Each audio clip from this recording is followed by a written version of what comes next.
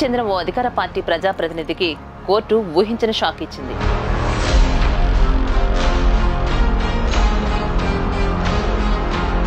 ఇరవై 8 ఏళ్ల క్రితం నమోదైనటువంటి ఓ కేసులో వైసీపీ ఎమ్మెల్సీ తోట త్రిమూర్తులకు 18 నెలల జైలు శిక్ష విధిస్తూ న్యాయస్థానం సంచలన తీర్పునిచ్చింది.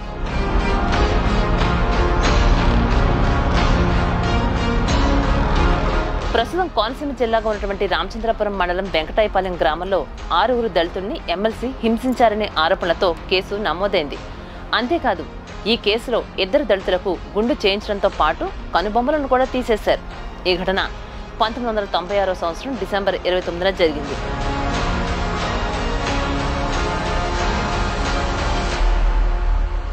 అప్పట్లో కలకలం రేపినటువంటి ఈ ఘటనపై దళిత సంఘాలు ఆగ్రహం వ్యక్తం చేస్తూ కోర్టులో కేసు వేశాయి.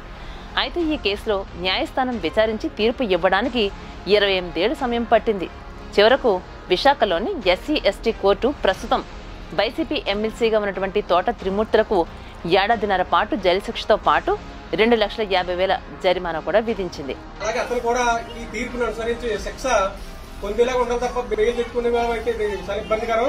దళితులు ఊరుకోవడం ఇప్పటికే 25 సంవత్సరాలు అయింది కాబట్టి తప్పనిసరిగా అతను నీతి నిరూపించుకోవాలి, జైలు శిక్ష చెయ్యాలి. అతని ఎమ్మెల్సీని గవర్నర్ గా రద్దుపరచాలని డిమాండ్ చేస్తూ జై భీమ్.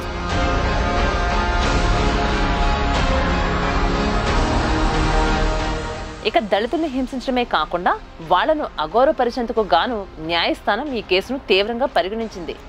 తోట త్రిమూర్తులతో పాటు మరో 6 జైలు శిక్ష విధించింది. కోర్టు తీర్పులో జాప్యం అయినప్పటికీ ఓ ప్రజా ప్రతినిధికి జైలు శిక్ష విధించడంపై దళిత సంఘాలు హర్షం వ్యక్తం చేస్తున్నాయి.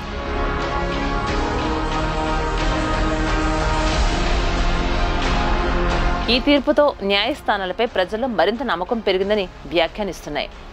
అయితే 28 ఏళ్ల పాటు సుదీర్ఘకాలం తర్వాత శిరోమండలం కేసులో విశాఖ SC/ST కోర్టు తీర్పిచ్చింది. శిరోమండలం బాధితులు పెట్టినటువంటి కేసులో తోట త్రిమూర్తులు విశాఖలో డిస్ట్రిక్ట్ కోర్టులో ఫైనల్ జడ్జిమెంట్కు ఉత్కంఠం సాగింది. ఈ కేసులో రామచంద్రపురం మాజీ ఎమ్మెల్యే ప్రస్తుత ఎమ్మెల్సీ తోట త్రిమూర్తులపై 1997 జనవరి 4న కేసు నమోదైంది.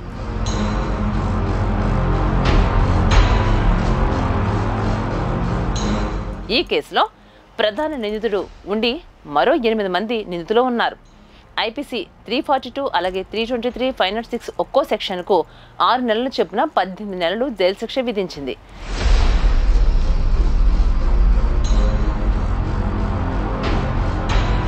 ఇక SC/ST చట్టం కింద ఒక్కొక్కరికి 18 నెలలు జైలు శిక్ష విధించిన కొట్టి చిన్నరాజు, దడాల వెంకటరత్నం ఒక్కొక్కరికి 1,50,000 రూపాయల చొప్పున జరిమానా విధించింది కోర్టు. నిందితులు 10 మందిలో 10 మందికి శిక్ష ఖరారు చేయగా అందులో ఇప్పటికే ఒకరు మృతి చెందారు.